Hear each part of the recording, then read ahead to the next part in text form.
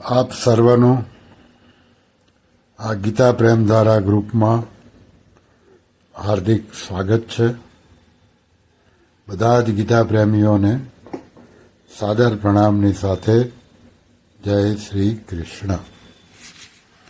આજે અધ્યાય 2 સાંખ્ય યોગ શ્લોક ક્રમાંક 56. ઓમ શ્રી પરમાત્મને નમઃ. હવે આગળના 2 શ્લોકોમાં સ્થિતપ્રજ્ઞ કેવી રીતે બોલે છે આ બીજા પ્રશ્નનો ઉત્તર ભગવાન આપે છે. દુઃખે સનુદ્વિગ્ધમનાઃ દુઃખેષુ વિગત સ્પૃહઃ વિતરાગ ભય ક્રોધ સ્થિતિર્મુનિરુચ્યતે. એનો અર્થ જોઈએ. દુઃખોની પ્રાપ્તિ થતાં જેના મનમાં ઉદ્વેગ નથી થતો અને સુખો મળતા જેના મનમાં સ્પૃહા નથી થતી તથા જેના રાગ ભય અને ક્રોધ નાશ પામ્યા છે એવો મનનશીલ મનુષ્ય સ્થિર બુદ્ધિ કહેવાય છે. હવે આ શ્લોકની ટીકા પરમ શ્રદ્ધેય સ્વામી રામસુખદાસજી એમની પુસ્તક સાધુ સંજીવમાં આપી છે, એ આપણે જોઈએ. અર્જુન તો સ્થિતપ્રજ્ઞ કેવી રીતે બોલે છે એવો ક્રિયાની પ્રધાનતાને લઈને પ્રશ્ન કર્યો હતો, પણ ભગવાન ભાવની પ્રધાનતાને લઈને જવાબ આપે છે. કેમ કે ક્રિયાઓમાં ભાવ જ મુખ્ય છે. ક્રિયા માત્ર ભાવપૂર્વક જ થાય છે. ભાવ બદલવાથી ક્રિયા બદલાઈ જાય છે. અર્થાત બહારથી ક્રિયા તેવી જ દેખાવા છતાં પણ વાસ્તવમાં ક્રિયા તેવી નથી રહેતી. એ જ ભાવની વાત ભગવાન અહીં કહી રહ્યા છે. ભગવાને કહ્યું, દુઃખે સ્વનુદ્વિગ્નમુનાઃ.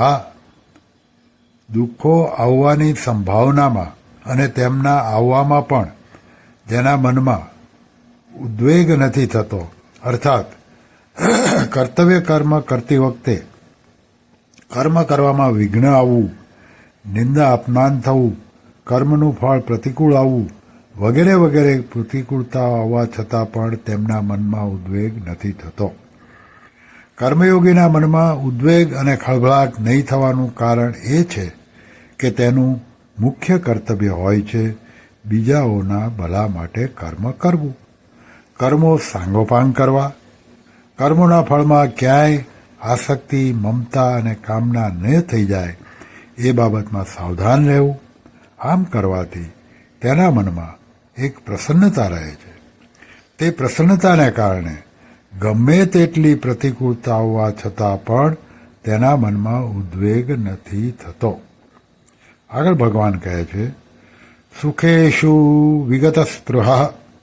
સુખો આવવાની સંભાવનામાં અને સુખની પ્રાપ્તિ થવા છતાં પણ જેના હૈયામાં તેની સ્પૃહા નથી થતી, અર્થાત વર્તમાનમાં કર્મો સાંગોપાંગ સંપન્ન થવા, તાત્કાલિક આદર અને પ્રશંસા થવી, અનુકૂળ ફળ મળી જવું વગેરે વગેરે અનુકૂળતાઓ આવવા છતાં પણ તેના મનમાં આ પરિસ્થિતિ આવી જ કાયમ રહે, આવી પરિસ્થિતિ સદા પ્રાપ્ત થતી રહે એવી સ્પૃહા નથી થતી, અર્થાત તેના અંતઃકરણમાં અનુકૂળતાની જરા પણ અસર નથી થતી.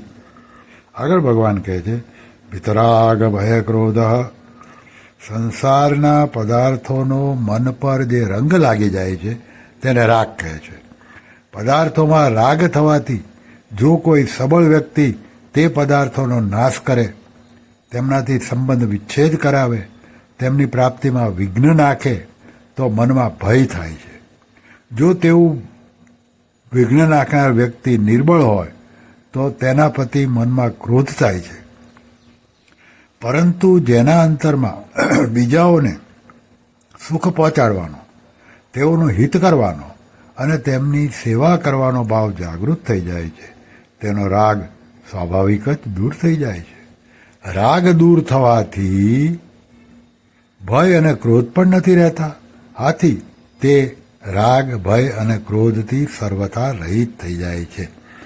જ્યાં સુધી આંશિક રૂપેથી ઉદ્વેગ, સ્પૃહા, રાગ, ભય અને ક્રોધ રહે છે ત્યાં સુધી તે સાધક છે અને એમનાથી સર્વથા રહિત થવાથી તે સિદ્ધ બની જાય છે. વાસના, કામના વગેરે સગળા એક રાગના જ સ્વરૂપો છે. કેવળ વાસનાનું તારતમ્ય ઓછા વત્તાપણું હોવાથી તેના ભિન્ન ભિન્ન નામો હોય છે. જેમ કે અંતઃકરણમાં જે છુપાયેલો રાગ રહે છે તેનું નામ વાસના છે. તે વાસનાનું જ બીજું નામ આસક્તિ અને પ્રીતિ છે. મને અમુક વસ્તુ મળી જાય એવી જે ઈચ્છા થાય છે તેનું નામ કામના છે. કામના પૂરી થવાની જ જે સંભાવનાઓ છે તેનું નામ આશા છે. કામના પૂરી થવા છતાં પણ પદાર્થોને વધારવાની તથા પદાર્થો વધારે મળવાની જે ઈચ્છા હોય છે તેનું નામ લોભ છે. લોભનું પ્રમાણ બહુ વધી જવાનું નામ તૃષ્ણા છે.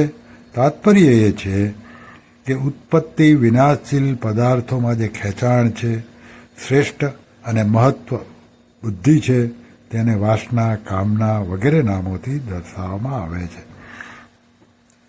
આગળ ભગવાને કહ્યું, સ્થિતિધીર મુનિરુચ્યતે. આવા મનનશીલ કર્મયોગીની બુદ્ધિ સ્થિર એટલે અટલ બની જાય છે.